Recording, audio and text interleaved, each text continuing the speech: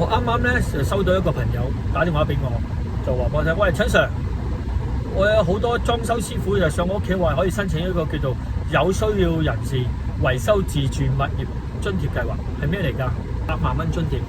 佢話又話可以裝修啊，屋企嘅換咗佢啊，全屋嘅油漆啊，地板換咗佢啊，廚房嘅裝修啊換咗佢，佢話得唔得㗎？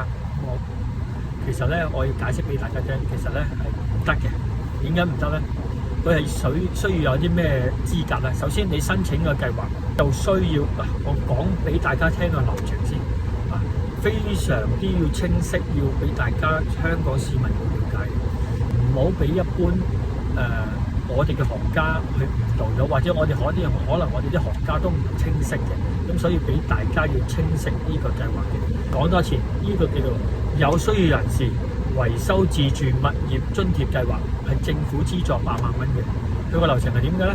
首先你要關於一樣嘢關於係安全屋企嘅家居維修安全嘅問題，例如咩石屎剝落啦、水喉漏水啊、電線老化要更換水喉漏水導致到屋企嘅木地板要換啦，或者石屎剝落導致到油漆要重新翻新啦等等，外牆嘅鋁窗維修啊，外牆嘅鋁窗要成個更換啊等等，去環繞呢幾項嘅，就唔會再多噶啦。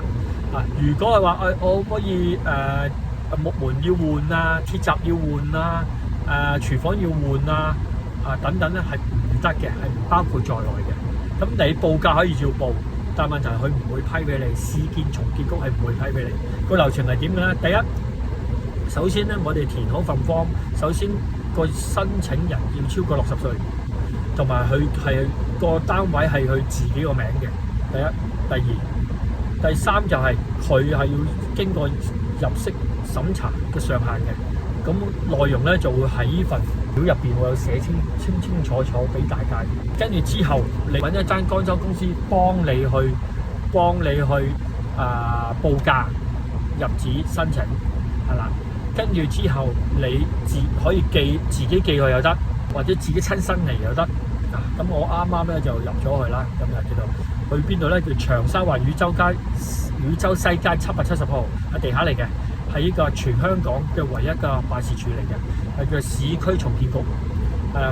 你遞咗封之後，大概2個星期到，佢就會寄一封信俾你個業主，就話收到你嘅信件申請。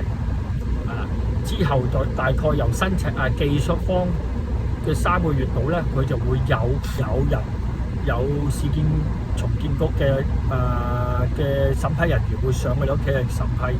記住呢個情況，中間就千祈唔好做維修，你要等到佢審批嘅程序，同埋審批你幾多錢，係啦，確認咗你幾多錢啦，你就好開工。